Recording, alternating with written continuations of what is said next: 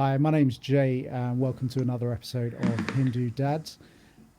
This is our first live stream, so exciting times for us. And I am going to bring in our co-host and guest right this moment. So please have a warm welcome for Thomas Wood and Bhavish Puppet. How you doing, Jay? You all right? Evening. Yeah, very good, lads. How are you? Good. Yeah, steady, thank you. Yeah, so let's just give a bit of background. Obviously, the nation's gone into lockdown, boys. I know. How do you feel? That's why we got this podcasted right now, didn't we? That's it, man. First day of lockdown, everyone's kind of like got nothing fresh to do, right? So why not have a sit and a chat with a couple of fathers, right? So let's introduce Tom. Tom, like we've been floating around each other for a few years now. Tom and I became friends at Vape Fest. Yes. Do you remember that? I actually went back and watched five that or I think it's 6 is it years five, ago. 6 years. Yeah. When I was outside the tent. That's yeah. it. I remember that. I still remember that video like remember it that, yesterday. being choked out on that double stack. I was Like trying it to play was that yesterday. video on this as well, but I just didn't get the time round. That's true. Yeah, I remember it like it was yesterday, man. It was good. You just started out. You was working with just your little one camera, and where you got to now is madness. So Crazy, shows how innit? people grow in it. That's it, mate. That's it. And everybody on the show so far will know Barv. Barv is our co-host and resident. How you doing, people? Is everyone all right out there? Feel free to comment on our stream below, please. Jay, just wanted to ask, obviously, since the last show, you have now become a father. So how does it feel? It's different, man. Like it's amazing at the same time, but all of the preconceptions that I had, none of them really hit the nail on the head. And ever since Jaden, which is what we named our baby boy, arrived, life has been different. Like when I put that first post up to say life is never going to be the same, like no idea how much of an implication like those words were or how true that would ring. Like Whole mindset's changed, I take it now. my whole mindset's changed, my perspective, like my priorities, obviously my responsibilities have gone up somewhat, but you know, like a lot of people had said to me in the past, like you can't fathom what it's like when you become a father or a parent and you know you hold the baby for the first time. Numerous people had said it to me, like, you know, oh, this is what you'll feel like this and this is going to happen and that's going to go and it's crazy, right? But you never really truly understand that until you've got the baby in your hands and you're looking down at this poor little kid who's got no one else in the world right now but you. And you're stuck there, sitting thinking, what do I do? Please don't cry. Like, honestly, God, like, that was probably the one thing that I thought when they gave him to me is, please don't cry with me. Like, they've still got your mum in the other room. I don't know what I'm doing here. Big shock to the system, isn't it? It is a massive shock to the system. And the fact of the matter is he arrived like 3.5 weeks early, right? He came at 36 weeks. So rather than him arriving on his due date, which was the 4th of November, just yesterday, he came on the 10th of October and none of us were prepared for that. But I'm not going to go too far into that because that is part of today's subjects and topics. And with that being said, there's something and there's a reason why I wanted to get Tom on the show this week. And that is because we wanted to discuss cultural obligations. But rather than just deliver cultural obligations from the Hindu side of things or a Gujarati perspective, there's one thing that's always been on my mind that we as Hindus, as Asians, or any other faith and culture will say, and I'm not going to say this to be racist or any form of derogatory like connotation, but the fact of the matter is, and tell me if I'm wrong, Bob, how many times have your parents asked you to do something that's religious based or, you know, to do with the faith? Cultural, yeah. Yeah. And your response is, but why? Correct. And when 100%, hit the nail on the head. Yeah, but when they can't tell you why, your next statement is, yeah, but Gora don't do this, and their kids are just fine. Like Tom, I'm not trying to put you on the spot. We had the conversation, so Tom was aware that this is the kind of path that we were going down, right? But the fact of the matter is, there's not one Indian person or one friend of mine that I know that has not had that conversation with their parents. 100%. Like I always ask, like they say, "Oh, we've got to do this." No problems. I'm not going to say no. I'm happy to follow the culture, the religion, whatever it might be to do with. But my question is why? And then they're like, sometimes the answer is It's tradition. we don't know. It's tradition. It's been done for generations on generations. And I say, well, because I literally asked my dad some of these questions prior to us coming on this show. yeah, And I was like, look, I'm looking for a response to give our viewers, right? Like, you know, why do you do this? And he was like, he looked at me puzzled, looked left and right, looked at my mum, and he was like, it's tradition, isn't it? yeah. But what's the reason behind it? And this is it, because when we grow older, our children will ask us the same thing. Dad, why do you want us to do this? What is the reasoning behind it? What is the logic? And, you know, what implication does it have if we don't do it? That's it. That is And basically so when I it. rang Tom last week, I was like, Tom, I'm going to put you on the show. I'm going to put you on the spot, and I'm going to put it out as that question is. But what do white people do?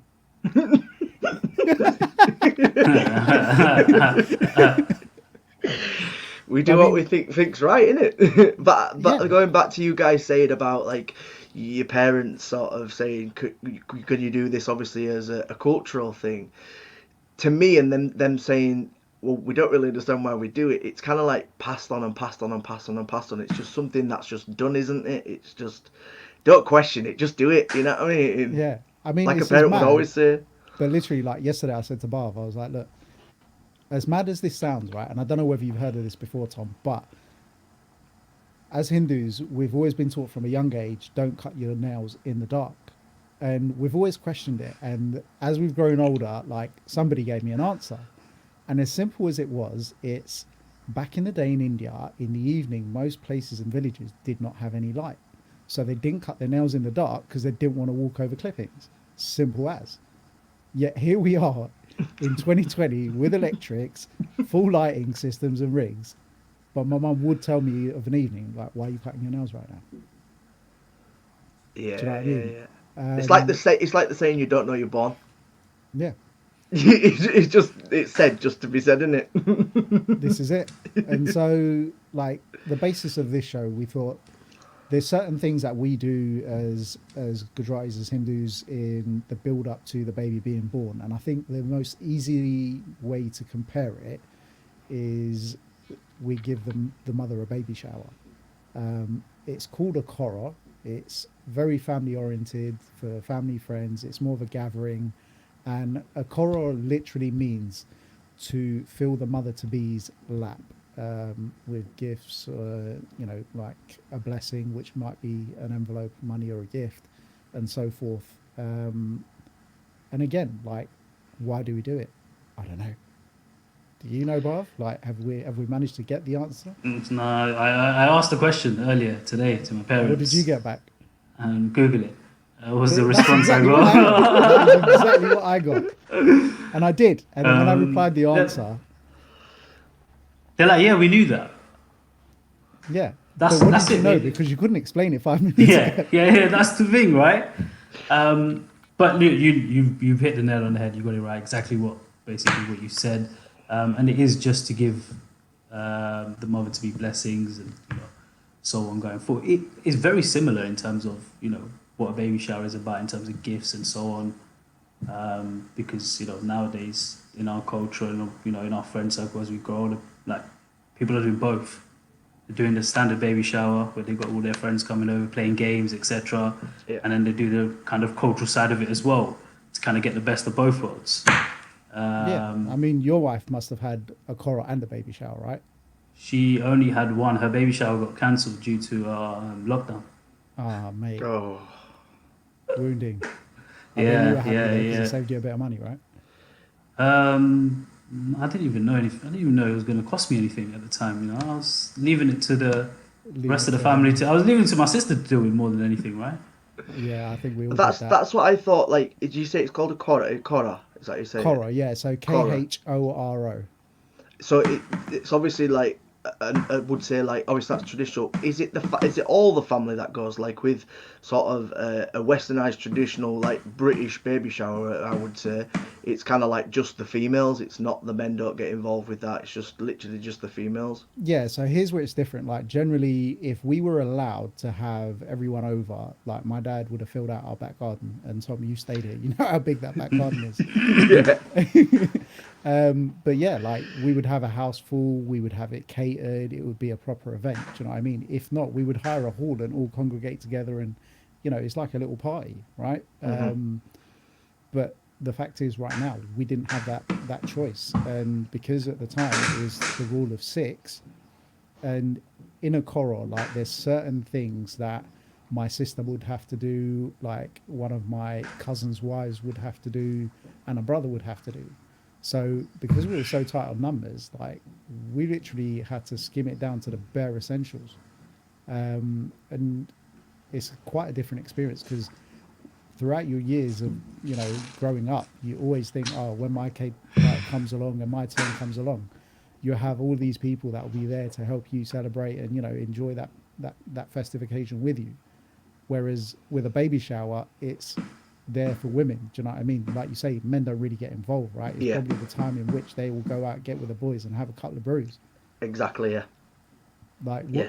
what. So in fact, one thing that we haven't done, Tom, is we've introduced you as Tom the father, but we haven't had your story. So tell me a little bit about your child, My little princess, my little your little diva, princess. Yeah. my little 4-year-old. Yeah, Poppy's 4. She is very boisterous, very loving, very caring, very much similar to her father. Very opinionated for a 4-year-old as well. I would must say that. I think her mother is watching, so she will agree with me on that one.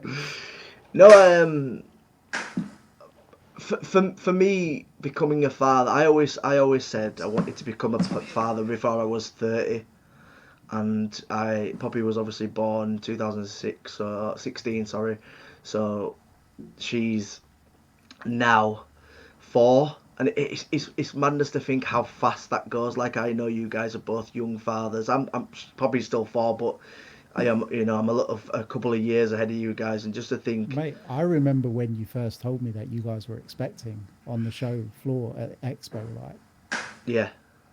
and that was mad thinking back then, like, Jesus, man, this guy's got the responsibility to become a father right now. And I'll be dead honest and open with you guys. I didn't know I could have children. I was going through checking my sperm count, seeing if I could actually have children. I've never really spoken about that publicly, but I was going through tests to see if I could actually have children. Yeah. And obviously, Abby got pregnant, and this is no disrespect to her or anybody, but the first thing I said was, is it mine? And that's the God's honest truth, because of the situation I was going through. It sounds really raw, like now, like, yeah, I've got the uttermost respect for her. Yeah. And obviously, just the situation I was going through with my personal self, I was like, whoa, I didn't expect this. I didn't know if I could have children. I didn't know what, I was flabbergasted. So then for her to turn around to me and say that, it was just me. I wasn't being disrespectful. I was just basically being like, I didn't Are know. you sure? It is one of the moments that I'm not gonna lie, like, even like Reshma told me, even I was like, are you sure? Like, Yeah, and it's not a disrespectful thing to a mother. It's the fact is, I didn't think I had to do you it. had it in you. Yeah. Like, I was questioning myself, and then out she came, and I couldn't, from the day she was born, I could never ever say she wasn't mine, because she looks exactly like me. She has my characteristics. She looks like me. So she was. She's potty mouth like you. Yeah. She's energetic like you. Yeah, as you said, you've only been a father a couple of weeks, and how it changes your mindset and how you actually look on the perspective of life is crazy. Is Mate, absolutely crazy. Amazingly different. Like, bruv, like, you're only a couple of months ahead of me, man. And we've never really asked you the question of what was it like holding him for the first time and things like that. But, That was an experience. Obviously, look, we were going through this whole lockdown. First of all, I didn't even know if I was going to get to be there, so I was glad I was there. But it was crazy hours of the morning that we were there from. I was shattered. And he was born early evening. Nurses did what the midwives did what they needed to do, and then they handed him over to me. And initially, I was a bit like, okay, I know it's my child, but I'm still scared. Like, he's really small, right? Like, I've never been comfortable holding kids, like, friends, kids, or family members. I was always been a bit socially kind of awkward, isn't it, around kids? Yeah, I'm just a bit like, we let them get to about 3-4 months where they're a bit bigger, and then you can actually hold them properly. And or like 3-4 years old when you can talk to them. Yeah, even that actually. Yeah, exactly. But as soon as I held him, everything just changed. That was it. It all just changed. It came to you naturally. You were like, oh, it's quite easy actually. We've been worried about this whole time. But it's your own child at the end of it, so you get really comfortable, and you just, and you're open to it, and it's just an amazing experience. So, I mean, let's go back to a bit of what we'd actually planned to discuss, and back to our cultural obligations. Now that we have properly introduced Thomas and Poppy, so we can kind of park the baby shower. I feel like everyone kind of knows what that is and where they go, right? The next I just had one point before that, though. Just before we get to that stage, and this is what I wanted to ask you, Tom. Right? So in our culture, when the girl becomes pregnant, there's always some sort of cultural obligation, some sort of tradition that goes along with what the girl can't do during her pregnancy. Things that she can't eat, things that she can't drink, those kind of. Is there for us? My wife wasn't allowed to wash her hair for a certain period of months. Actually, that's something you should talk about, man, because again, that would be something that not a lot of people will have. Yeah, so obviously, once we told the families and stuff, and that's when their kind of traditions come out to say, look, you can't do X, Y, and Z. So there's a few bits and pieces she wasn't allowed to eat. The one I found the strangest one was, she wasn't allowed to wash her hair. And the first question is, why? Why? Like, what? Why not? Why? What's wrong with washing your hair? And again, the answer was, we've been doing it for so many years. It's just what we've been kind of brought up on. It's gone past generations to generations. And she's only allowed to wash her hair on the day of the koro, which is, at the point of 7 months. 7-8 months in, yeah. Yeah. So, you've got that 4 or 5 months of not washing your hair. And just so you know, like, this isn't something that every Indian household does either. Like, Reshma didn't have to do any of that. So it's different for, different in families, depending on like, different castes, different kind of background. Yeah, it all comes down to that kind of stuff as well. But what I kind of figured out, and I might be wrong, so someone out there watching might be able to correct me, was, again, back in the day in India, women had to go to the river to wash their hair. Obviously, by the river, there's obviously going to be rocks, stones. They can fall over, hit their head, hurt the baby in some sort of way. And that's probably why they were told, don't wash your hair, because it's not safe. Obviously, now we have wonderful showers, wonderful baths, wonderful facilities, which allow this to happen very, very easily.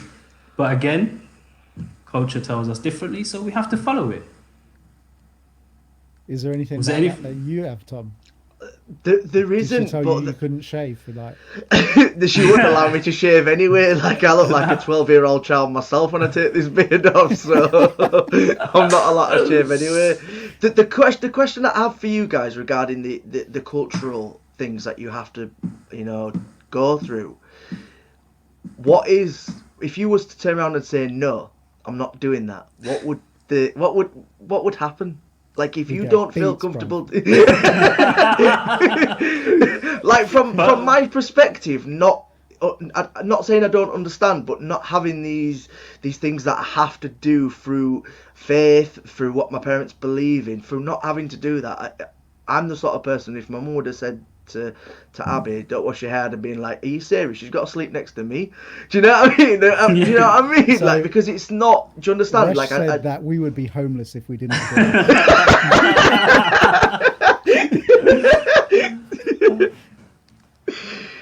do That's it's really cool to learn these. For me personally, to listen to your guys' stories and what you've actually done is amazing. Because if it had been me, the light switch would have gone like that, and I'd have been like, I'm out of here. You know what I mean? That's just me being deadly honest. But maybe that's because my family isn't like. Yes, I was brought up a Christian. Yes, I was baptized as a child, but my family never sort of like, and this is no disrespect to anybody out there, but they've never sort of like said you have to follow these guidelines, you need to do this, you need to do these rules. They sort of like let us open and not do as we please, but obviously you know what I'm saying. And to hear your guys, that's the main difference, is that like our parents would have never questioned why they had to do something. Like if their fathers told them that this is what's going on, in their day it was, okay, when would you like me to do that, Dad? Do you know what I mean? Like it wasn't why are we doing this, and like, you know, what's the reason behind it? Like back in those days it was literally they're told to do something and they accepted it. Whereas in today's generation, because we're so inquisitive, and you know, our parents have been lighter on us than their parents may have been on them, but we've got into this culture of why. I don't want to do that, I don't understand it. But unfortunately, for me personally, obviously, I've got to that age now where I ask that question, and unfortunately, they've got no one to go back and ask now. Whereas if I had probably asked this question, if I had asked this question maybe, you know, like 20, 25 years ago, I might have got that answer, you know, from like a grandparent to say, well, this is the reason why it's done.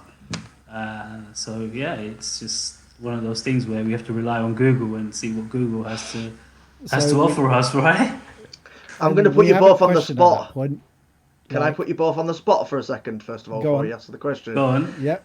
I was going to ask, would you guys carry on the cultural perspective when you have children and they have to do that, or do you think it's going to be a different timeline? I'll let you answer first, Jay. Yeah, I think I probably would. And it's funny that you asked me this question, because just yesterday I said to Bav, like, there's so many things that prior to becoming a father that I was told to do, or this, that, and the other. And, you know, as I say, it's always been something we question for understanding. But I guess since becoming a father, I'm more inclined to want to learn so that I can pass that forward. Yeah. Do you know what I mean? Whether we get them to do the practice or whether it's just for the understanding of it. Like, I would rather that my child knew and understood why it was done, whether or not we force them to do it or not. Yeah, I agree with that. Yeah. For me, it would probably be more about, you know, if I would want them to obviously follow it. Well, I'd want them to follow it, right? I want them to know about the whole culture, religion, and so on. Of course, I'd want them to definitely follow it. The question, obviously, he's definitely going to ask me this when he's older. He's going to say, why? Dad, why am I doing it? Dad, what's the reason? Straight up. My aim from now until he's at that age where he's going to ask me that question is to actually find those answers. And hopefully there's someone out there watching that can, you know, give us the guidance and give us all the answers we need. And this is why he pulled up a chair as resident on the podcast. Yeah, weekly. I'm going to be throwing these questions out there weekly. There's got to be someone watching this that says, you know what, I've got all the answers for you guys. And hopefully they want to jump on the show and give us the answers we need. Listen, like 100%, that is one of the reasons why I felt so wholeheartedly that this podcast needed to go ahead. Because of the fact that I don't have the answers to all the questions. And like you say, not all of our family members are aware or have the right answers, and everyone does it different. But if we can find a consolidated, like, this is the baseline of what we expect in this ceremony and things like that, I'd be happy. Yeah, the knowledge. So Abby's put on a question which says, what happens if culture and medicinal advice differs? I mean, Bav, I think Priya went through a lot more than Reshma had to endure on this, so maybe you can take this one. In terms of kind of, you know, obviously, look, luckily, you know, there wasn't any conflicting points during the pregnancy where she had to pick one or the other. But obviously, look, push came to shove. I think everyone in the family, you know, would understand and probably would turn around and say, actually, the medical advice is the one you need to go down. If there's any medicine you need to take, obviously take that. And that would, bottom line is that would take Trump over. I think Sedgell's got something here for you. So what's this? The answers are your parents done it and that's it. Oh, that's from Sanj. Like, yeah, well, that's basically it, isn't it? You know, they did it, so we have to do it. Done. And even Anisha's got it right, and it's literally because I said so. Like, that was the answer that we got for most of our childhood. It's just now we're older and we keep asking more and more questions. And now they have to answer them because we're just like as tall and like as strong-minded, right? But now it's just like, well, give us the answer, innit? There must be a reason behind it. Otherwise, why am I doing it? This is it. And I suppose we're all here just to find the answers to the questions that we don't always have, like, That's it. the right answer or fulfilled to a level where we're happy, we're comfortable with. Yeah. And again, that being said, that takes me on to the next subject. Naming ceremonies. Like we had a little conversation about this last week, Tom, right? So as Hindus, we have something called a chatti, which is a naming ceremony, which takes place on the 6th day from birth. So you include the day of birth, which really confused the life out of me because I was like, you're telling me it's the 6th day, but we're doing it 5 days after he was born. I'm like, no, but we count the day he was born. Okay, makes sense. Not really. But so I've now, like, you know, just come home, like Reshma and the baby is still in hospital, and so they're like, we've got to do this thing on the 6th day, we've got to start looking at names. And we were quite fortunate because we'd looked at names and had a list. But essentially what happens when babies are born for us is that we take their date of birth, the time of birth, and we give that to a priest. And the priest will then look up like the stars, and they will give us some syllables of what we call a rasi, which is the beginning sound of the name that we must choose that we give to our child.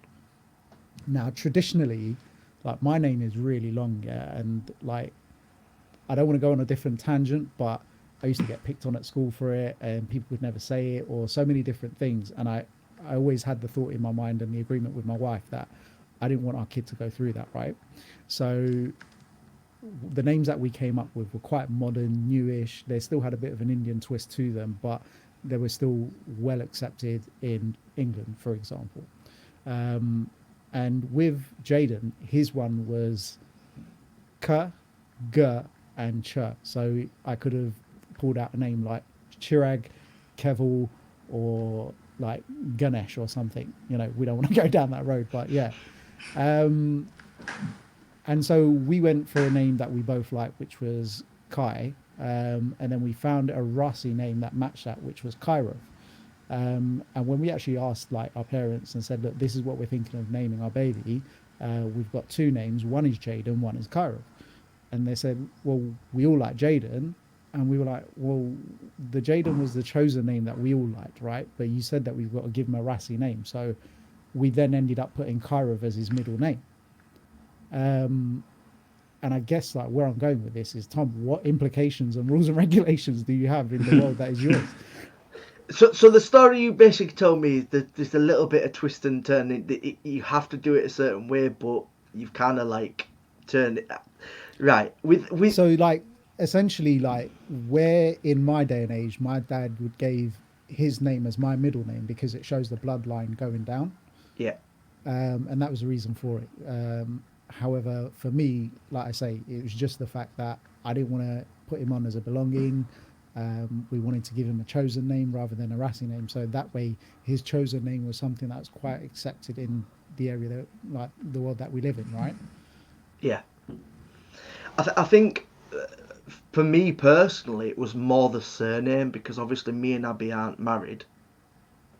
And it was more the surname than the first name.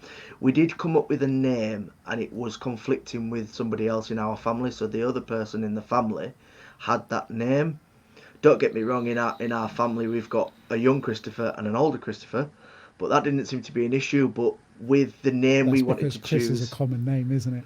like with the name we wanted to choose for Poppy, was we had Pippa, we had Poppy, and we also had the name Willow. My cousin is called Willow in the family. She's a blood relative, but she doesn't live in this country. She lives in the south of France. you know, it's not a cousin we see all the time, so we did like the name. We spoke to my uncle, who is the father of Willow, and he basically said I would like it if she had that name herself. And So did that cause any conflict? and I don't think it was conflict as such. I think it was more disappointment from Abby's side, because obviously Abby liked the name. Kind of like, we know there's everyone, we could cross somebody. There's loads of Thomases. Yeah, I mean, there's a name.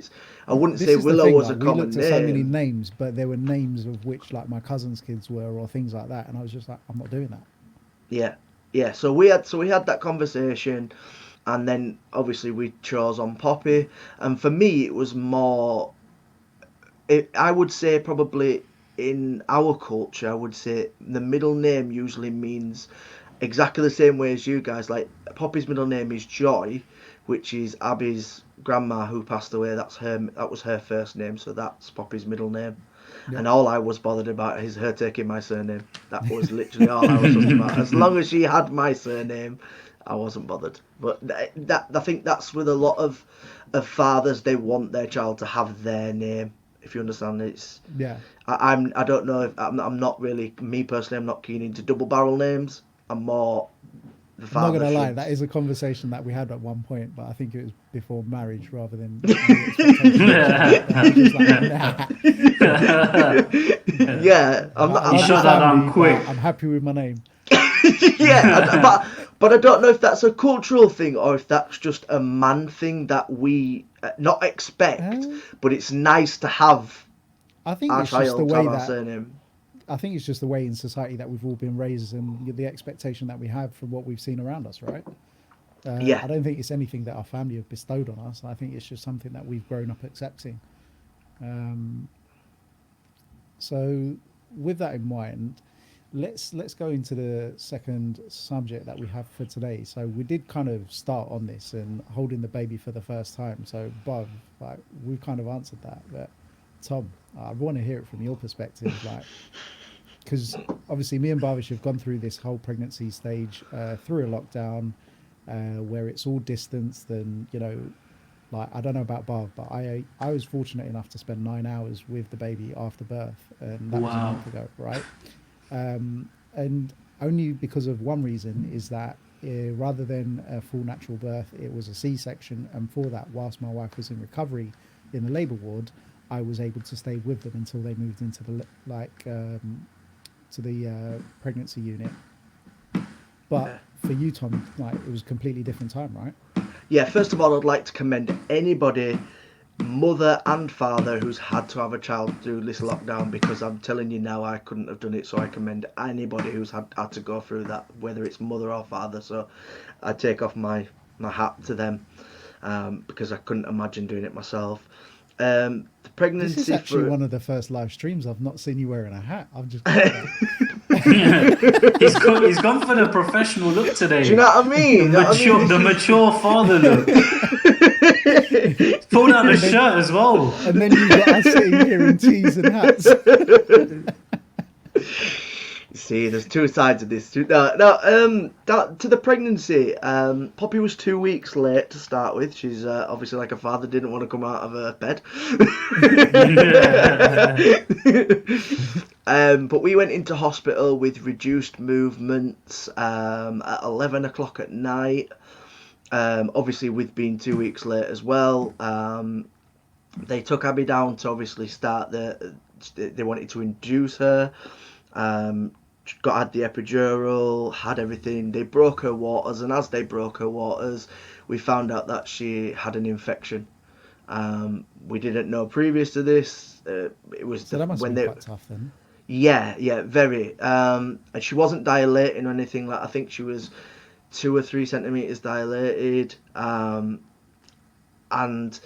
they basically, so we as I say, we went in at 11 o'clock, and Poppy didn't wasn't born till 5 o'clock the next evening. Jesus, that's a So That's a long time. yeah. So as I say, she was late. First of all, she didn't want to come out, and then once again, when we tried to have a natural birth, she didn't want to come out. So we ended up having Abby had a C-section. As as Jane will Were you know, this able is to stay with Abby during this whole time as well? yes. Luckily, I was. It was me and Abby's mum, so it was like we could swap over. So like if I wanted to go out and have a breather, and she could do exactly the same. It was a little bit of support for Abby. But obviously, when we went into surgery, because it is a surgery, however we look at it, for a C-section. Major Uh, surgery, like you were saying last yeah, week, bro. Right. yeah. I've got all blued up. You've done exactly the same. Um, and it was probably one of the scariest things for me, and what sort of like told me that I had to take control of the situation was I had Abby on one side, um, having a C-section with a sick bucket in my hand, and I had a brand new baby in the other hand. So like Crazy, isn't it? Abby says to me to this day, "You didn't cry."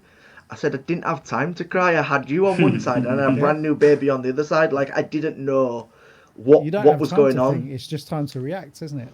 Yeah, what the craziest thing, and whenever I say this, people don't believe me, but whenever I say this, when Abby was having the C-section before Poppy actually came out, I could hear her crying before she came out the womb, and that That's was mad. the maddest situation I don't think I've ever heard anybody say this, but literally, as she was coming out, she was already crying, and it's mad. And then obviously they held baby up, and we knew it was a girl anyway. We didn't go for the surprise. We went for the organising look. Do you know what I mean? We had to be organised. We didn't go for the surprise. We went for the organisation. We had everything ready for when we got back. And yeah, it's one of the weirdest, but one of the most beautiful situations you could ever put yourself into. Like Definitely. it's so hard to explain to somebody who's not been through it, and you'll never forget that situation, and you'll never forget that experience, you'll never forget that moment, and you'll never understand the emotions you were going through at that moment in time. And this is it. Like you were lucky enough and fortunate enough, and I say that with a pinch of Yeah, salt. But the fact is, this year a lot of people have not been able to do that. Like with Reshma, I wasn't allowed to go and see her in the ward. I wasn't allowed to be with her pre or post, right? And if you think post cesarean, she's in the hospital on her jacks with a newborn baby, where she's got very little clue of what to do or what like how to handle. And especially after having a C-section, her movement was so small. Like walking was painful. Like from walking from like here to the front of the screen, for example, is the first walk she did, and that was so painful that when I rang her like an hour after she'd done that, I could hear the pain in her voice. mm, Do you know what I yeah, mean? And she said like on the second day that she'd been kept in, she was like, "Look, I'm exhausted. Like I literally just need you to be able to come in for a couple of hours to look after him so that I can go to sleep, because as much as there's midwives or like nurses around, yeah, they're so short staffed that they can't give like with the women the attention that they actually need." yeah. And You feel that's the helpless because you can't do anything. Well, this is it. Like you're sitting there in your own mind going out of it because one, you just want to go and spend time with your kid, and two, you want to help your wife because she's got past that point of exhaustion where she's overtired. Do you know what I mean? We all know what overtired babies are like, right? Imagine like a full-grown adult. Tom, were you allowed to stay after the birth? No, I was actually asked to leave. So Poppy was born at about 5:15 in the evening, and I was asked to leave at 10 o'clock. Oh, you weren't allowed to stay the night or anything?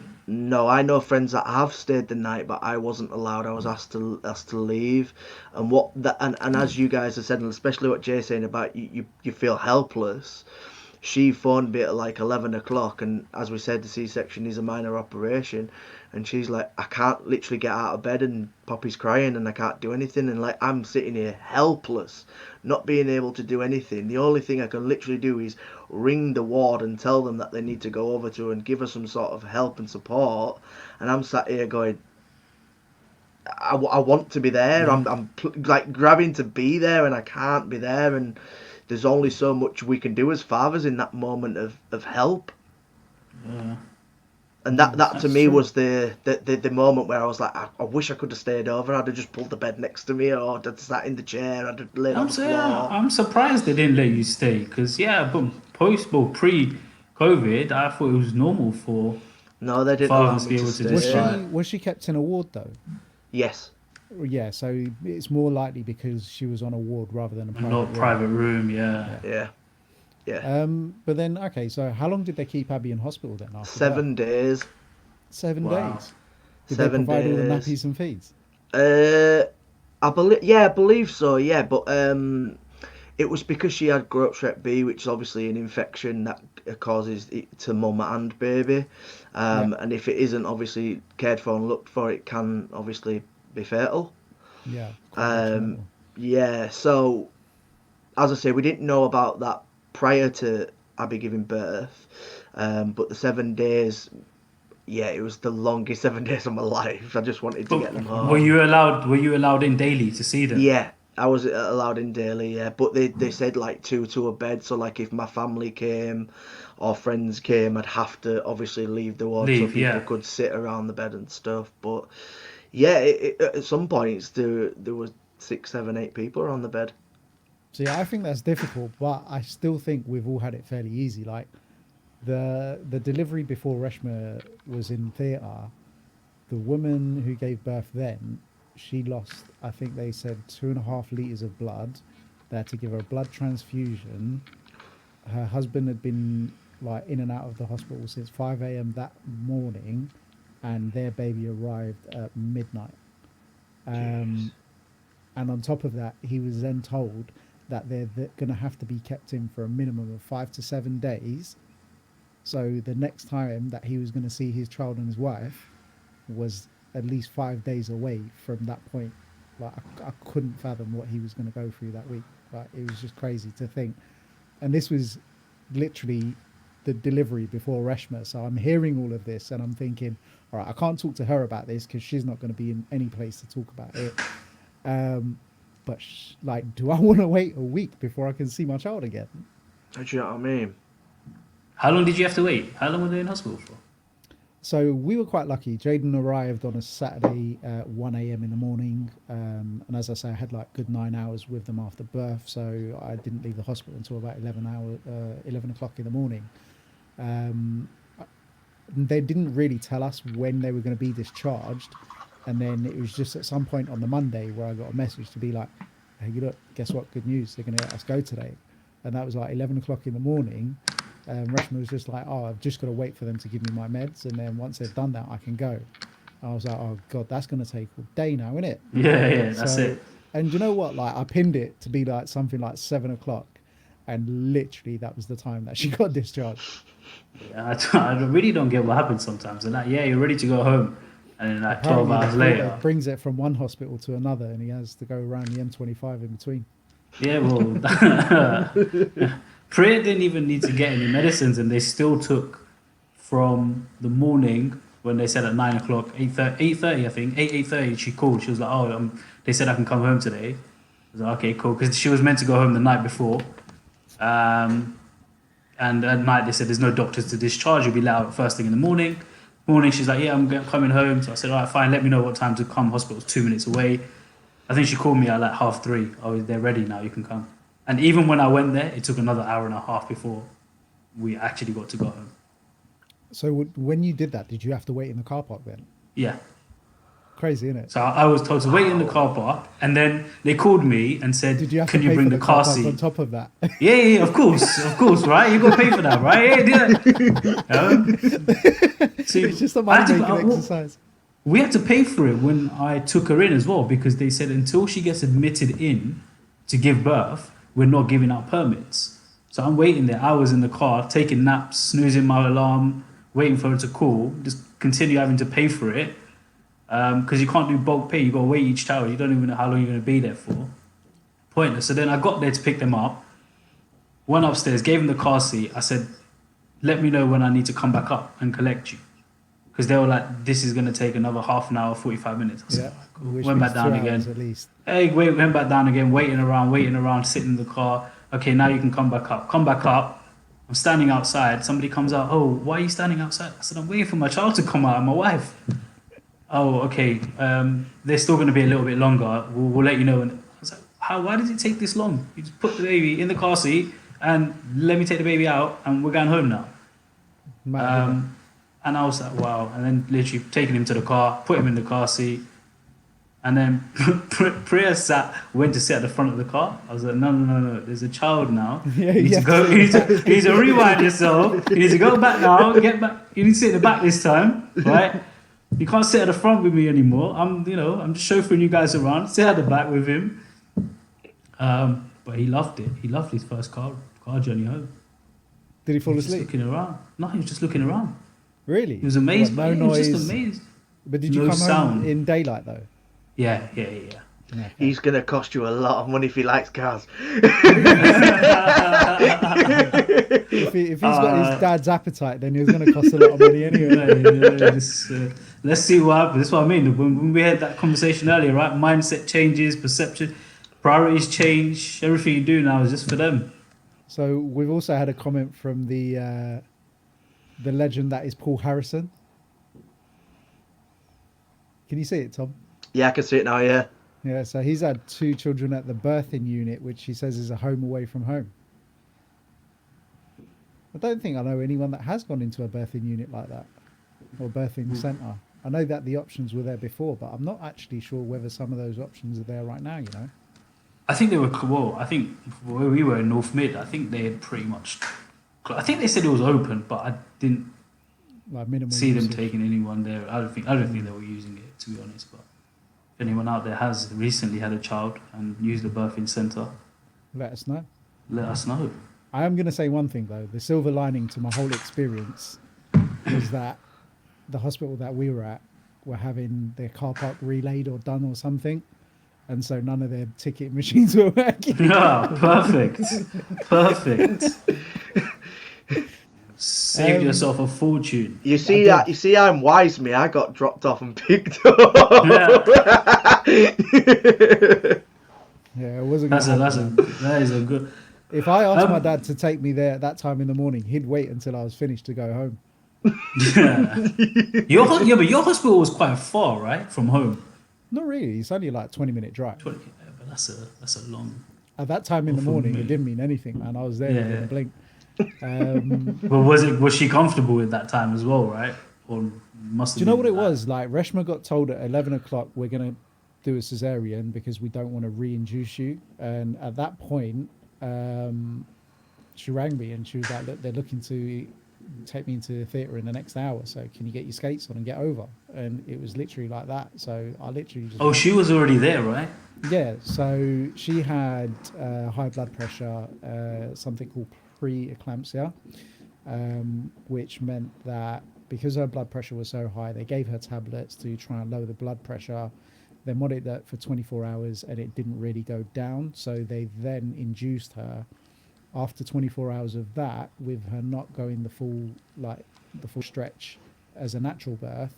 They said that the baby's movement has been quite restrictive today, and although we're happy with the vital signs, we would much rather, for both of your health, that we do a C-section. And that's why, like, this guy was born 3.5 weeks prior to his due date, right?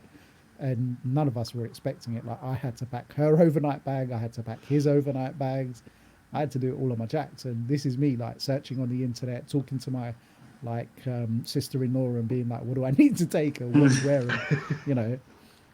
But that being said, I think it'd be really smart for us to do a guy's guide to packing a bag. Yeah. To-do list. I packed everything, and the one bit that I forgot was to look after myself, mate. I sat there for like 9 hours, not a drop of water, not any drink, no like snacks or nothing. And that's the biggest thing that I regret, is not taking a snack or a drink. Really? But in that moment, you don't think about yourself, do you? As a No, father, you you both can relate to this. That you're not bothered about yourself. You are literally bothered about what's going on there. Everything else goes out the window. Like, you don't remember anything that's going on. You don't know who's playing football. I know Bav's looking at his phone thinking, is Liverpool playing? Well, I was gonna say, don't go that far. Mate, you know what? We were meant to do this podcast on a Tuesday, right? But Bhavish said that Liverpool were playing and it wasn't very good. Don't even put this on me. I was willing to give up the first half of football to be on this podcast, and then you backed out last minute. Yeah, well, I think we had a look and made the decision that, seeing as though the country's going into lockdown today and wouldn't really have much else to do, that it might be better if we do it today rather than when Liverpool are playing. Exactly. Yeah. You probably would have got more viewers then, to be honest. Next point I wanted to raise, right? Jay, I know I've had this conversation with you about this, and we've had long chats about it. But Tom, more from your point of view, what help did you guys have from the parents, both sides? You mean like the first couple of weeks? What was the help you guys had at home? How was it for you? I can't fault either grandparents, my parents, Abby's parents. I can't fault either of them. They've been absolutely backwards for us, I have spoke off camera about this with Jay, and I have spoke a little bit about yourself. I feel like everybody just wants to make sure you're okay, whether it's mum, baby, dad. Nobody cares as long as you guys are okay. And I think everybody wants to bend over backwards to do what they can to make everything a little bit easier. I think the only difference is that I didn't live with Abby's parents. I lived with my parents at the time, so we was already in that situation where mum, dad could help. But we didn't have our in-laws over, I will say that, Jay. You lot are laughing like it was a bad thing, yeah? True. Yeah, no, I can't. The support from external family to my mum and dad, nobody could have done any better. Everybody just did what they could to make sure baby, mum, and I was absolutely fine. So I think. Did you have a lot of visitors?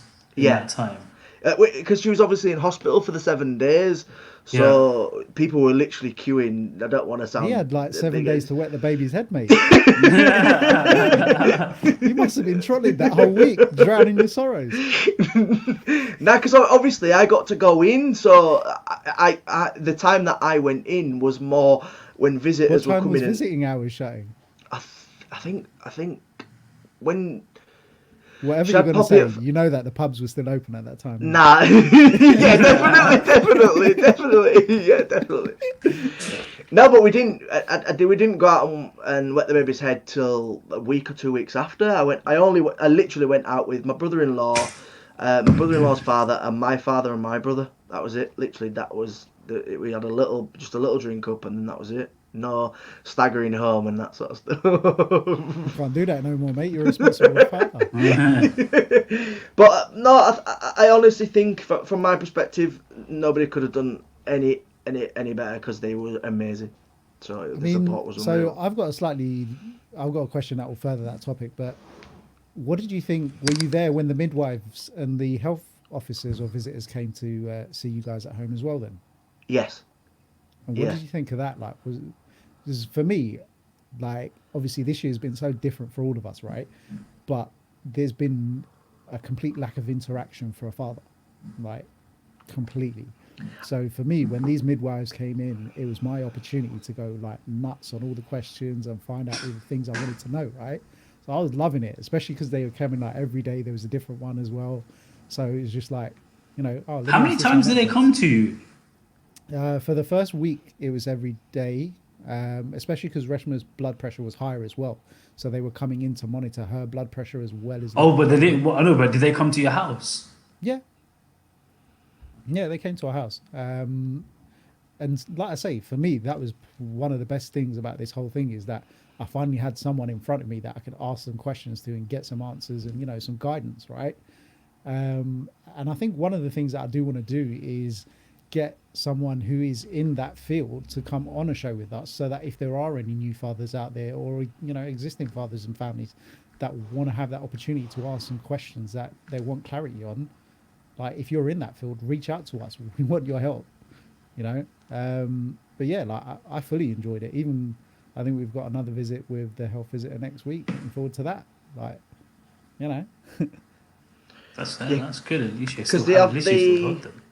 they have the health visitors for the first few weeks, and then they have like when I think they have a reappointment when they're maybe 1 or 2. I think. Yeah, so I think like it's the first week is the midwife, or the first 2 weeks you get a midwife, and then thereafter, every couple of weeks you'll get a health visitor come through. And obviously at the moment, because of the way that the story of the land is, they don't really have that option. Everything's changing for them as well. So we had the health visitor come to us twice, and then she's now said like I'll come and visit you in a few weeks, or closer to 6 to 8 weeks. Yeah, I felt more relaxed with the health visitor when Bobby was first born, but then when we went for like the older appointment, I think she was either 1 or 2. I felt they were a bit like, I've been doing it for 6 months. You're trying to tell me how to suck eggs, and that was my bit of I wasn't like, I'm Yeah, not because we're a listening bit to you. behind now, isn't it? Yeah. So that was a bit of my downfall. I enjoyed because I could ask the questions and they could see what was going on. But then when you get down further down the line, it's kind of like you're telling me already something I already know. Yeah. Well, Bhavish, were you even around when the midwives came? We were only allowed. So the midwife came to us twice, and the health visitor only came once. Yeah. Midwife, even the second time, wasn't really meant to come. She said she can only come once because they changed everything while this was all going on. So she came the first time, but luckily for us, we had the same midwife who was there for the whole birth of the baby, as the same one that came around to our house, because they Oh, really? normally have different. Yeah, they normally have different Yeah, ones that like get for assigned our to it. procedure, I don't think we've had that consistency. Yeah, so we had the same lady that came, same midwife that came, which was good because you've kind of had that whole 12-hour shift with her beforehand anyway. So she kind of knows your whole life story, because I had nothing else to do but to speak to her, right? For 12 hours, right? I'm in the room. Well, you got to have a conversation, right? So she came around twice. She was really helpful. Has she Probably ever one of called the you for any best. legal help? Not yet, not yet. But she was probably the best midwife I think I've ever come across. And I'll be honest, if He's we were been to to a have a few of second those, hasn't child, well, no, you have them at the appointments, right? When you go to the appointments where I was allowed into initially. But we said if we have a second child in the same hospital, we'll request for her to be the midwife. That's how he? Yeah. good she was. And then the health Oh, service fair came play. once. She came for like literally 10, 15 minutes, and then we never heard from them again. And they said, "Here's the number. Call us if you need anything." So I was like, "Oh yeah, thanks for that. See you later." There you go. Bav, Left in the dark. I've got a question for you. Do you feel, and Jay, this obviously is to you as well. Do you feel like when you got on with the midwife and felt really relaxed with it, do you think that helped with the situation a lot better to ease you a little bit more as a father? 100%, 110%. For me, because obviously once we got in the room, it was like 5 o'clock in the morning. So my first thing was, all right, let my wife settle down, let Priya kind of, get the gas in there as much as that she can, and during that time I'll take a nap. So the first thing I did was obviously take a nap for a couple of hours just to get myself back into it. And then after that, it was just speaking to the midwife, asking all the questions you can, and she obviously had the answers that we needed. Keeps you calm and lets you know that they're in good hands, which helps a lot. I don't know, man. I wouldn't say it made me feel more confident. Like, how do you mean? Like, It's like having like the hand on the shoulder sort of feeling. You feel like yeah, because somebody obviously, like understands, for somebody's me, there. during the actual pregnancy and like the birth, like, we didn't have any relationship with any of those people anyway, right? During the birth, I actually felt a bit like a spare part because they're trying to do so many things, and you feel like you're just in the way because they're like, "Can I just squeeze by here and can I squeeze by there?" I'm like, "Do you want me to step back a bit?" Yeah, but that's for every. I don't feel like that's just for you. I feel like every dad Yeah, during that I think feels. that's probably justified. But no, like I felt confident as a father anyway. Like I don't know, like this whole pregnancy, like people have asked me as well, like, are you scared? Are you worried? And things like that. And I was like, no, not really, man. Like, I'm quite confident and happy to be here. Like I'm ready to step up. Do you know what I mean? and don't get me wrong, I don't expect everyone to be like that, and there are, worries and things like that I experience as well. I'm not saying that I don't, but the fact is, like, he's my child, right? I've got to get on with it because no one else is going to do it. Yeah. That's what it boils down to at the end of the day, doesn't it? Yeah, like at the end of the day, one thing we've got to realize is we can only manage certain things, and those certain things are the things that we have control of. The things that we don't have control of, like, if you spend that much more time worrying about it, it's not going to change. Do you know what I mean? Like, Yeah.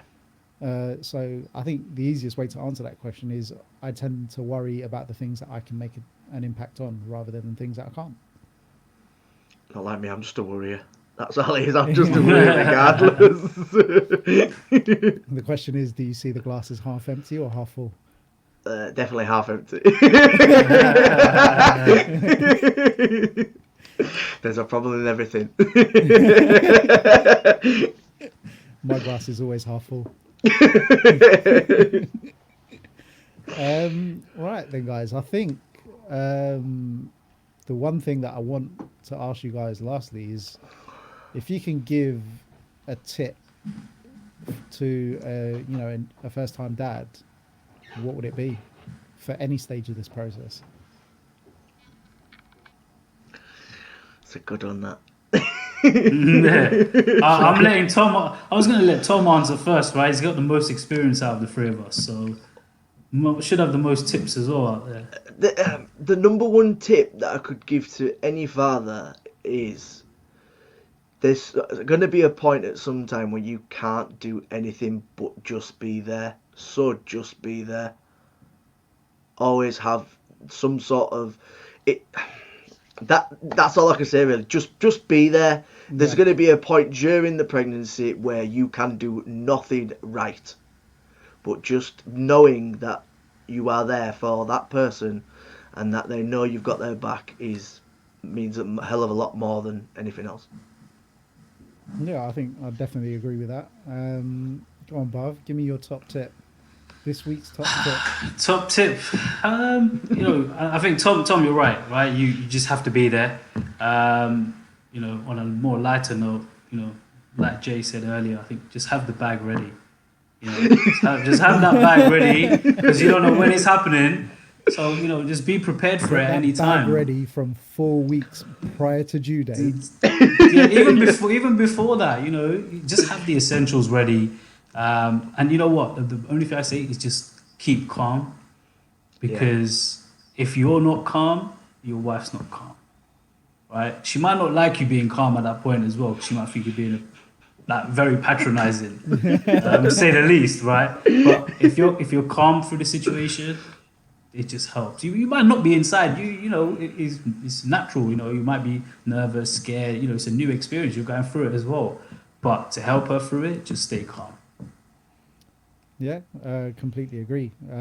I think for me, like the biggest tip that I have is to take snacks. Yeah, I did that, and I actually got my dad to drop me some lunch off as well. I was like, yeah, Dad, I need some lunch, and obviously I didn't want to go to the shops because it was like peak COVID, right? I weren't going into no shops in hospital. I just rang him. I was like, Dad, I'm outside. Can you just drop me a sandwich, please?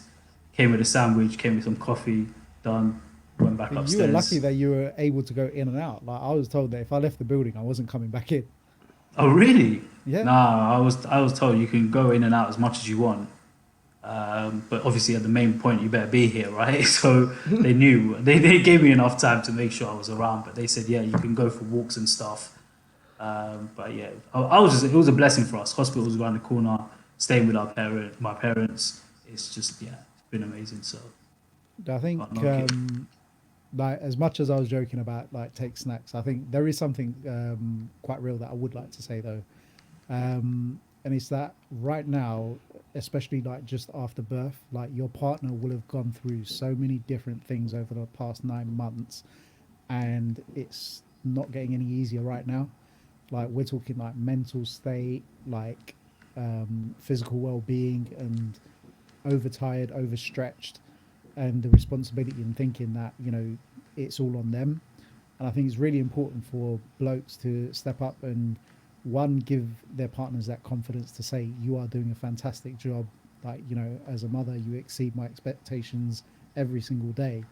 And secondly, like, give her the confidence to appreciate that she's not able to do everything alone, and let her know that you're there to be that partner in crime and that second half of, you know, picking everything up. And it's as simple as that, right?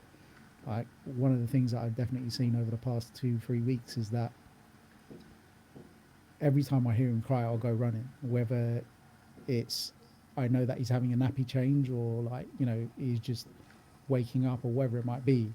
But the fact is, because you're there and she's got that support, or she's got someone there that can run and go and get the bottle, it makes it 10 times easier. Do you know what I mean? So I think we've actually hit the nail on the head, is that be confident, don't be assertive and a dick, but, you know, reassure her that she's doing everything she needs to be doing, and that she deserves the rest of the break as well. Welcome to the world, Hindu Dad. Who am I now? Jay's a changed man. I am. Do you know, like, I spent a week with him last year. Well, that was a week and a... Changed a lot since then. Everything's changed. Everything's changed. Nah, Even when I does, rang it my does. business partner, Kev, he was like, how's it going? Da, da, da, da. I was like, bruv, everything's changed. Like, everything's changed. I'm hungrier. I feel more confident in what I'm doing, whether it's personal life or work life.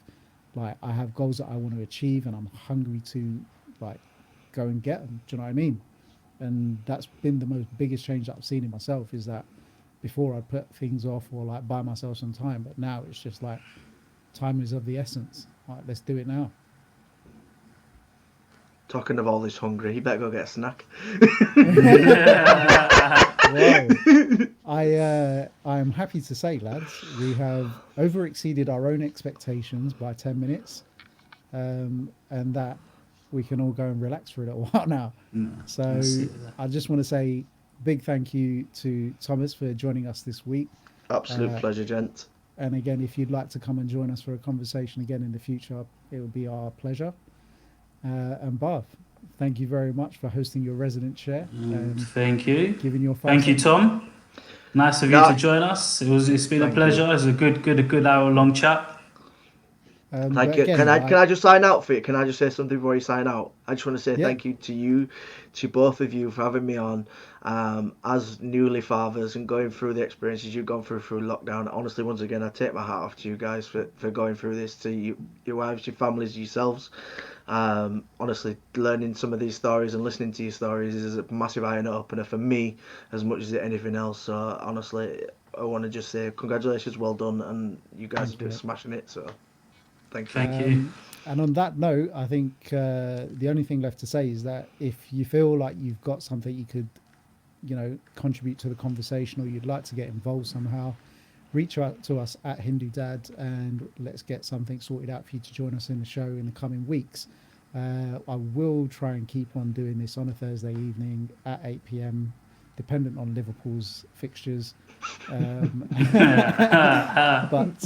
no, again, thank you both very much for spending this time with us, and thank you for watching. This has been Jay, Bav, and Tom at HinduDad.